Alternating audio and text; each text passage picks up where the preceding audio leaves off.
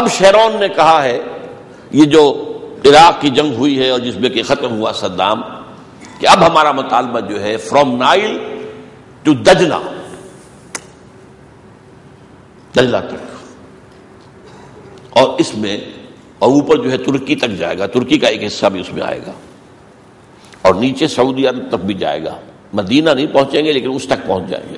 یہ حدیث میں مدینے میں دجال داخل نہیں ہو سکے گا لیکن اس تک پہنچائے گا، اس کے قریب تک پہنچ جائے گا۔ اتنی بڑی ریاست ہوگی، پورا شام، پورا فلسطین، پورا لبنان، پورا شرق اردن، پورا عراق تقریباً، اور جو سینائی پیننسلا، اور ادھر مصر کا جو زرخیز ترین حصہ ہے وہ تو وہی جو نیل کا ڈیلٹا ہے، باقی جو سارا مصر جو ہے صحرا ہے۔ وہ تو دریائے نیل کے 10 میل ادھر 10 میل ادھر آپ کو جو ہے وہ ہریاول نظر آئے گی۔ اگر ہوائی جہاز سے آپ سفر کر رہے ہو تو معلوم ہوتا ہے ایک لکیر ہے، اور آپ کو یہی نظر آتا ہے پاکستان میں ایک لکیر ہے دریا کی، دریائے سندھ، اس کے کچھ ادھر جو ہے سرخیزی ہے، کچھ ادھر درخیزی ہے، باقی تو سارا کا سارا ادھر ڈیزرٹ، تھر کا ڈیزرٹ، اور ادھر جو ہے وہ بلوچستان کا ڈیزرٹ اور سطح مرتفع، بیچ میں بس یہ ایک لکیر چلتی ہے، جہاں پانی ہوتا ہے وہی آبادی ہوتی ہے۔ تو یہ سارا ایک گریٹر اسرائیل وجود میں آئے گا، اور پھر ساری دنیا سے تمام یہودیوں کو جھاڑو پھیر کر وہاں جمع کر لیا جائے گا۔ اس کا ذکر بھی سورہ بنی اسرائیل میں موجود ہے۔ فَإِذَا جَاءَ وَعْدُ الْآخِرَةِ جِئْنَا بِكُمْ لَفِيفًا، لفافہ آپ کہتے ہیں نا لپیٹنے والی شے، لفیفہ، لپیٹ کر تمہیں لے آئیں گے، تاکہ ایک ہی ملک میں جو ان کا گریٹر اسرائیل ہوگا، greater graveyard of the Jews وجود میں آ جائے گا۔ تو یہ سمجھ لیجئے کہ استثناء جو ہے صرف ایک عرصہ بیچ میں دے دیا گیا ہے، اور اس کی جو حکمت میرے سامنے ہے واللہ عالم، کیونکہ احادیث صحیحہ میرے سامنے ہے، جو حضور نے ہلاکت خیز جنگوں کی خبر دی ہے۔ کتاب الملاحم جو ہے حدیث کی کتاب میں باقاعدہ ابواب ہے، کیسی کیسی جنگیں ہوئی، جن میں الملحمۃ العظمیٰ، عظیم ترین جنگ، اس کا بھی ذکر ہے۔ اسی کو عیسائی آرمگیڈون کہتے ہیں۔ بہرحال یہ تو میں نے حدیث نمبر 8 کے ضمن میں مزید عرض کیا۔ آج ہم چلتے ہیں آگے، حدیث نمبر 9 میں پڑھ چکا ہوں، یہ بہت سادہ سی حدیث ہے، اور اس پر ہمارے پہلے ایک درس میں گفتگو ہو بھی چکی ہے۔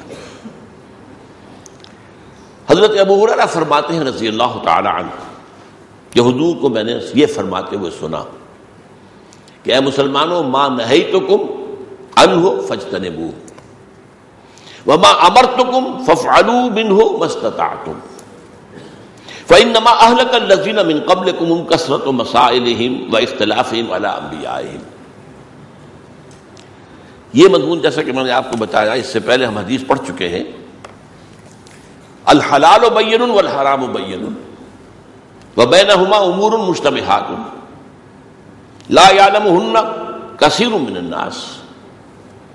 حلال بالکل واضح ہے، حرام بالکل واضح ہے، بیچ میں مشتبہات ہیں، شک سا پڑ جاتا ہے، پتہ نہیں یہ شے حلال ہے کہ نہیں ہے، ہو سکتا ہے حلال ہے، ہو سکتا ہے حرام۔ تو جس شخص نے ان مشکوک چیزوں سے اپنے آپ کو بچا لیا، اس نے اپنے دین کی حفاظت کر لی۔ مشتبہ چیزوں سے بچو، اگرچہ میں عرض کر چکا ہوں اس حدیث کے ضمن میں کہ لیگل لیول پر، قانونی سطح پر جس شے کو حرام ثابت نہ کیا جا سکے وہ حلال ہے۔ یعنی اصول یہ نہیں ہے کہ جس شے کو حلال ثابت نہ کیا جا سکے وہ حرام ہے، نہیں۔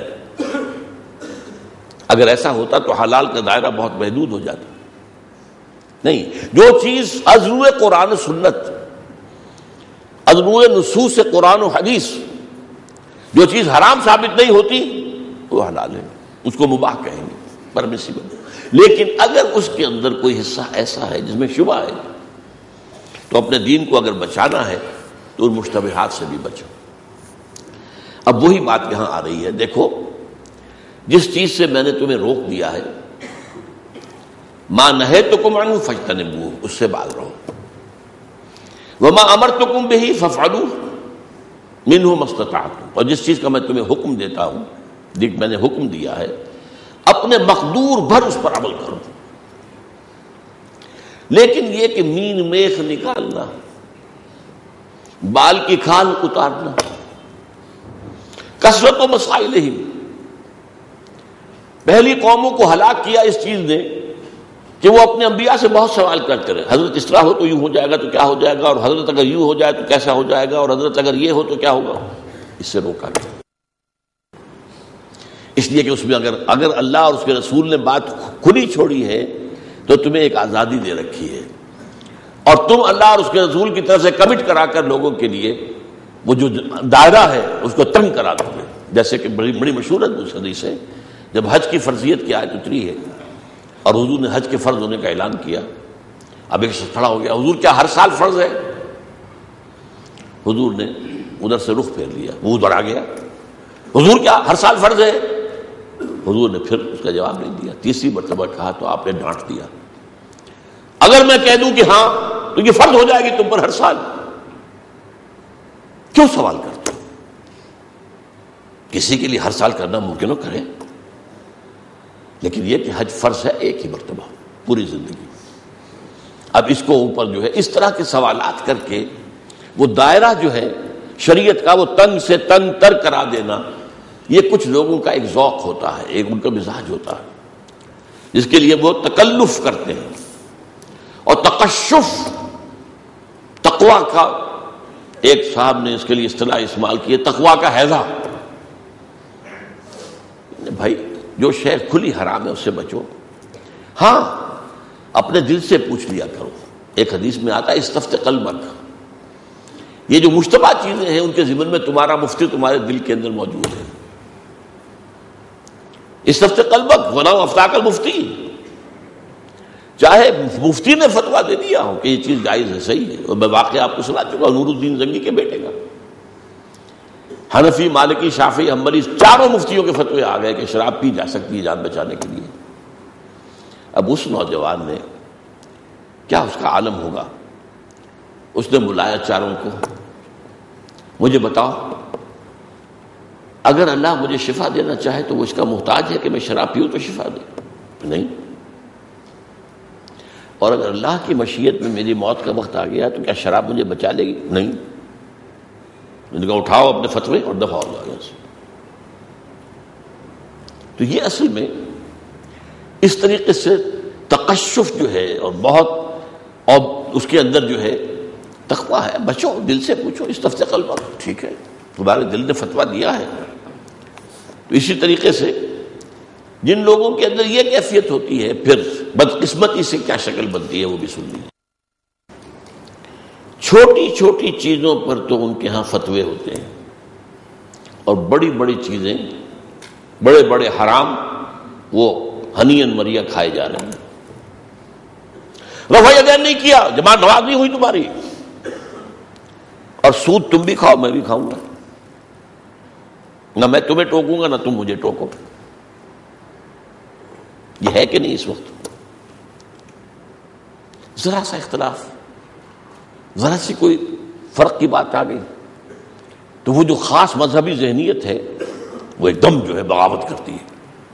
وہ صرف ظاہری باتوں پر، جس پر کہ حضرت مسیح علیہ السلام کا بہت ہی خوبصورت تبصرہ ہے.